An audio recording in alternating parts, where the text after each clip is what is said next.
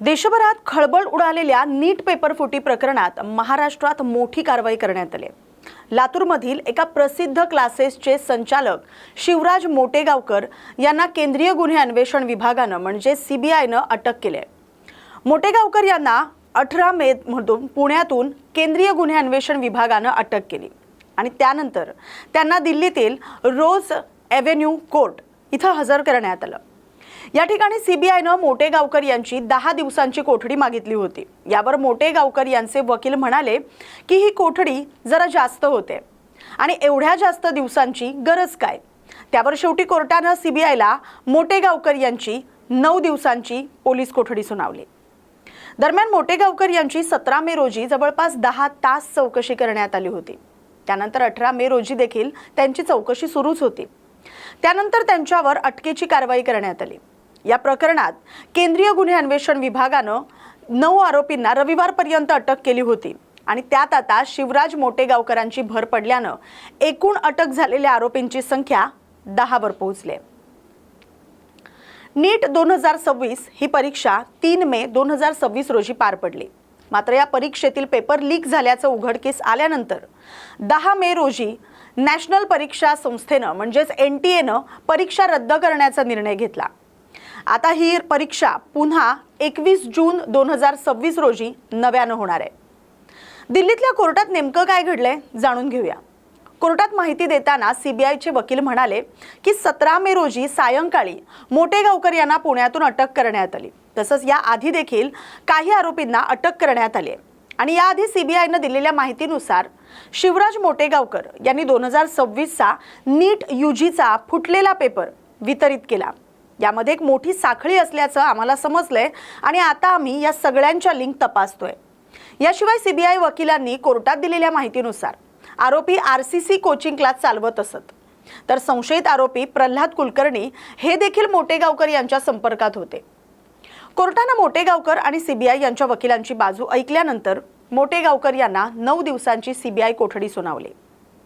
या दरम्यान माध्यमांच्या प्रतिनिधी यांनी मोटेगावकर यांना काही प्रश्न विचारले, पण त्यावर बोलण्यास त्यांनी नकार दिला। मोटेगावकर यांना अटक करण्यात आल्यानंतरच्या मेमोमध्ये त्यांना अटक करण्यात आल्याची कारणं देखील देण्यात आलेली आहेत। त्यात असं म्हटलंय की तपासामध्ये असं निष्पन्न झालंय की शिवराज रघुनाथ मोटेगावकर हे नीट यूजी परीक्षा 2026 ची प्रश्नपत्रिका लीक करणं आणि त्यांचं वितरण करणं या गुन्ह्यात गुंतलेल्या संघटित टोळीचे सक्रिय सदस्य आहेत। तसंच इतर आरोपींशी देखील संगनमत करून त्यांनी नीट यूजी परीक्षा 2026 ची प्रश्नपत्रिका आणि त्यांची उत्तरं परीक्षा होण्यापूर्वीच म्हणजे 23 एप्रिल 2026 रोजी मिळवली होती। 14 मे 2026 रोजी शिवाजीनगर लातूर येथील आरोपी शिवराज रघुनाथ मोटेगावकर यांच्या निवासस्थानी घेण्यात आलेल्या झडती दरम्यान आरोपी शिवराज मोटेगावकर यांच्या मोबाईलमध्ये नीट यूजी 2026 चे लीक झालेले प्रश्न आढळून आले। राष्ट्रीय परीक्षा यंत्रणेच्या संबंधित सार्वजनिक सेवकांशी गुन्हेगारी स्वरूपाचा कट रचून हा गुन्हा करण्यात आलाय।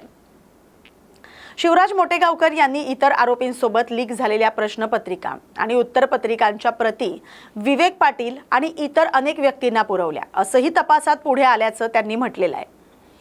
मोटेगावकर यांनी लीक झालेल्या नीट यूजी परीक्षा 2026 च्या प्रश्नपत्रिकांच्या हाताने लिहिलेल्या प्रती ज्या सर्व व्यक्तींना पुरवल्या होत्या त्या सर्व व्यक्तींची नावं उघड केलेली नाहीत।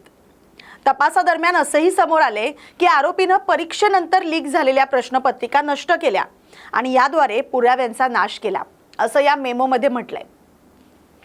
शिवराज मोटेगावकर नक्की कोण आहेत त्यांची देखील आपण माहिती जाणून घेऊया। शिवराज मोटेगावकर यांना लातूर पॅटर्नमध्ये कोचिंग क्षेत्रात मोठं नाव समजलं जातं। ते केमिस्ट्रीचे प्राध्यापक आहेत आणि लातूरसह मराठवाड्यातील अत्यंत मोठ्या कोचिंग नेटवर्कचे संचालक आहेत। आरसीसी कोचिंग क्लासेस या नावाने ओळखल्या जाणाऱ्या कोचिंग संस्थांचा कारभार ते पाहतात। लातूरमध्ये 11वी 12वी नीट आणि जेईई तयारी करण्यासाठी विद्यार्थ्यांमध्ये या क्लासेसला मोठी मागणी आहे। या संस्थांमध्ये एकूण जवळपास 10,000पेक्षा जास्त विद्यार्थी प्रवेश घेतात। 11वीच्या विद्यार्थ्यांकडून अंदाजे 40,000 तर 12वीच्या विद्यार्थ्यांकडून 50,000 इतकी फी वर्षाची घेतली जाते।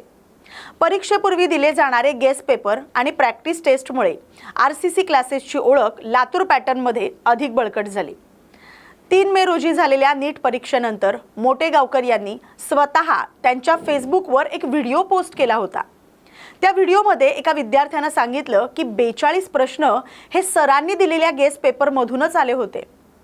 हा व्हिडिओ व्हायरल झाल्यानंतर एका पालकानं लातूर SP कार्यालयात त्यांच्या विरोधात तक्रार दाखल केली होती। त्यानंतर CBI कडून शिवराज मोटेगावकर यांची पेपर लीक कनेक्शन संदर्भात चौकशी सुरू असल्याची माहिती आहे। लातूर सोबतच नांदेड आणि छत्रपती संभाजीनगर इथंही त्यांच्या कोचिंगच्या शाखा आहेत। हजारो विद्यार्थी तिथं नीट आणि JEEची तयारी करतात। नॅशनल टेस्टिंग एजन्सीनं भारत सरकारच्या मंजुरीनंतर नीट UG 2026ची पुनर्परीक्षा 21 जून रोजी घेण्याचा निर्णय घेतलाय। NTAनं परीक्षा रद्द करण्याचा निर्णय जाहीर करताना म्हटलं होतं की हा निर्णय विद्यार्थ्यांच्या हिताचा विचार करून आणि ज्या विश्वासावर आपली राष्ट्रीय परीक्षा प्रणाली आधारलेली आहे त्या विश्वासा मान राखून घेण्यात आलेला आहे। पुन्हा परीक्षा आयोजित केल्यामुळे उमेदवार आणि त्यांच्या कुटुंबियांना निश्चितच मोठा आणि प्रत्यक्ष मोठा त्रास होणार आहे, याची संस्थेला पूर्ण जाणीव आहे। NTA या त्रासाकडे अत्यंत गांभीर्यानं पाहते, असंही NTAनं नमूद केलंय। तपास संस्थांनी NTAला तपासातील निष्कर्ष सांगितल्यानंतर रद्द करण्याचा निर्णय घेण्यात आला होता। त्यानंतर NTAनं संपूर्ण प्रक्रियेत पारदर्शकता राखली जावी यासाठी परीक्षा रद्द करण्याचा निर्णय घेतल्याचं सांगितलं होतं। तपासातील निष्कर्षावरून ही सध्याची परीक्षा प्रक्रिया कायम ठेवणं योग्य होणार नाही हे सिद्ध झालंय, असं NTAनं नमूद केलं होतं आणि त्यानुसारच हा निर्णय घेण्यात आलेला आहे। त्यामुळे आता ही परीक्षा 21 जून रोजी होणार आहे।